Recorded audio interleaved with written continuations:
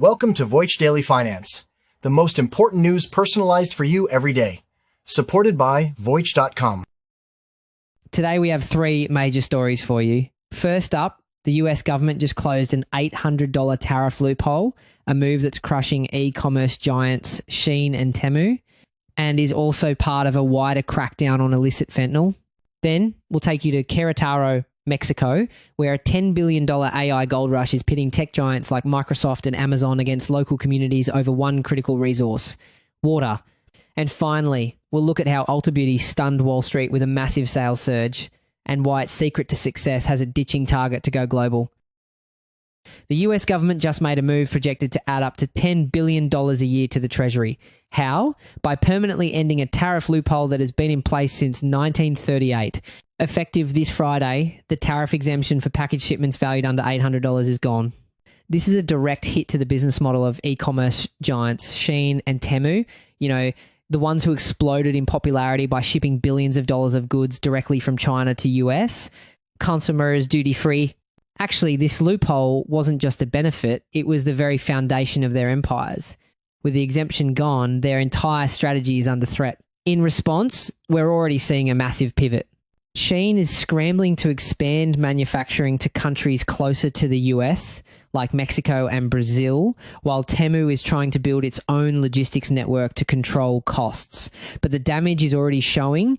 In just the last few months, Temu's daily active users in the US have dropped by over 50%, and their ad spending has been slashed. The scale of this is staggering.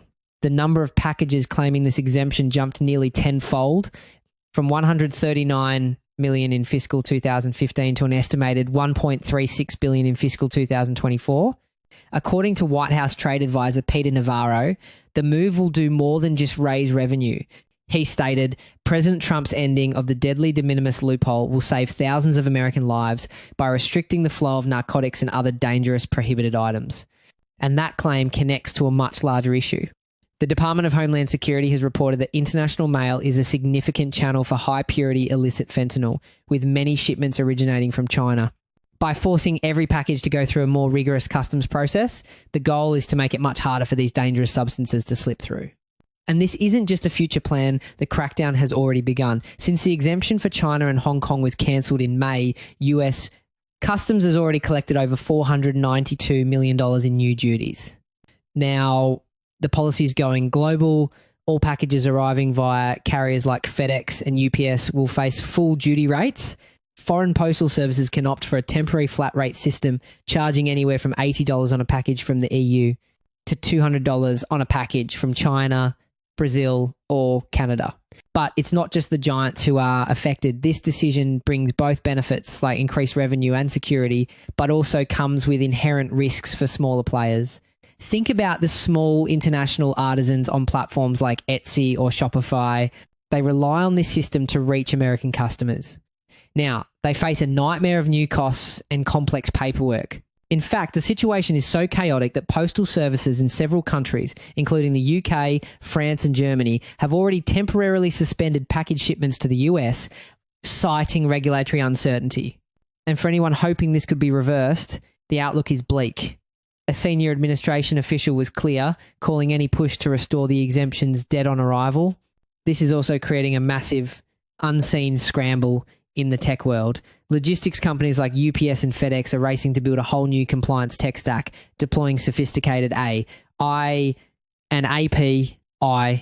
systems to automate the calculation and collection of duties for billions of packages that were previously ignored. The central question now is how this seismic shift will permanently rewrite the rules for global e-commerce and your online shopping cart. Speaking of seismic shifts, rewriting the rules for global business, another one is brewing south of the border, this time fueled by the AI gold rush. The global AI boom is being powered by a $10 billion gold rush in the middle of Mexico, but the one resource it needs more than anything is the one the region is running out of: water. Welcome to Querétaro, Mexico's new data center capital. Tech giants like Microsoft and Amazon Web Services are pouring in, building massive facilities to handle the unprecedented demand for artificial intelligence. The state is set to receive over $10 billion in data-related investment over the next decade. So the thing is, These server farms get incredibly hot, and cooling them requires an astonishing amount of water. The core of the problem is that the computational demand of training and running these new large AI models translates directly into water consumption. And yes, every time you ask a chatbot a question, you are contributing to this. Researchers estimated that just training one of the big AI models, like GP3, can consume 700,000 litres of fresh water. And using it, something like ChatGPT can use 1/2 of a litre of water for every 20 to 50 prompts you give it. A single small data center can consume over 25 million litres per year. Microsoft's facilities in the region use 40 million litres in a single fiscal year, and the timing couldn't be worse. Last year, Querétaro suffered the worst drought in a century, devastating crops and water supplies for local communities. This has ignited a firestorm. Local activists are on the record, with one stating, private industries are being prioritised in these arid zones. We hear that there's going to be 32 data centres, but water is what's needed for the people, not for these industries. The state government has pushed back, claiming water for citizens is the priority and that it does not allocate water to industry. However, if you zoom out, you'll see another layer to this story. The state government's claim can be technically true, but it's also misleading. The real power actually lies with Mexico's National Water Commission, known as CONAGUA. They are the ones who grant water concessions to industry. The problem is a historical one. Decades of over-granting these concessions have led to the over-exploitation of water resources, a situation that new laws are only now trying to fix. So while the state government might not be directly allocating the water, a national system with historical loopholes is allowing it to happen. And this isn't a problem with an easy fix. Even the so-called waterless solutions aren't a magic bullet. Companies are exploring alternatives like closed-loop systems or direct-to-chip liquid cooling. But these technologies have their own hidden costs, can be less efficient in hot, arid climates like Querétaro, and often just shift the environmental burden from water to energy consumption. One executive from Ascenti, a major data center firm in the region, sees nothing but growth, stating, I do see it just kind of progressing and progressing with a new data center there every few years. The industry will continue to grow as AI grows. This all begs a critical question. As the thirst for AI becomes unquenchable, who will be left paying the price? Now, while the tech world grapples with the immense physical costs of its expansion, one company in the retail space is proving that even in a tough economy, some consumer habits are simply unshakable. Ulta Beauty's comparable sales didn't just grow. They surged 6.7%, more than double what analysts expected. This isn't just a stroke of luck. It's a calculated strategy built on data. Their secret weapon is one of the most powerful loyalty programs in retail, called Ultimate Rewards. We're talking about over 44 million members, and believe it or not, those members are responsible for 95% of the company's sales. They use all that data and predictive analytics to know exactly what you want to buy, sometimes even before you do. This is how they increase how often people shop and how much they spend each time, even when the economy is shaky. This isn't a small beat. It's a shockwave in a retail sector that's been bracing for impact. In response, the company is raising its full year forecast, now expecting net sales to top $12 billion. So how are they doing it? While giants like Walmart and LVMH-owned Sephora are bulking up their beauty businesses, turning the category into a battleground, Ulta is winning by leaning into a core truth. The company CEO, Cassia Steelman, says that even in tumultuous times, beauty offers a unique sense of comfort and escape, with shoppers prioritizing their regimens over other spending. Here's where it gets interesting. That feeling of comfort and escape isn't just a vague idea for Ulta, it's a quantifiable data point. Because their loyalty program tracks every purchase, they can see in real time when customers start shifting their spending toward these small, affordable luxuries. They can then double down on marketing those specific products, meeting that psychological need at the perfect moment. But that's not the whole picture. Just as they're hitting these highs, Ulta announced it's cutting ties with Target, ending the popular mini shops inside over 600 stores.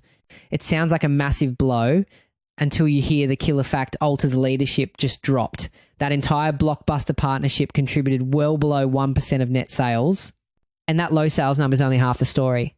The partnership wasn't just underperforming on revenue, it was struggling on the ground. Research shows there were major operational headaches, from understaffed counters to rising shoplifting. The real strategic failure, though, was that the customers were basically the same.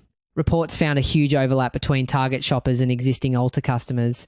So instead of acquiring new fans, Ulta was often just serving its own customers in a different, less profitable location. It was cannibalizing its own business. It was never their end game. The real strategy is going global.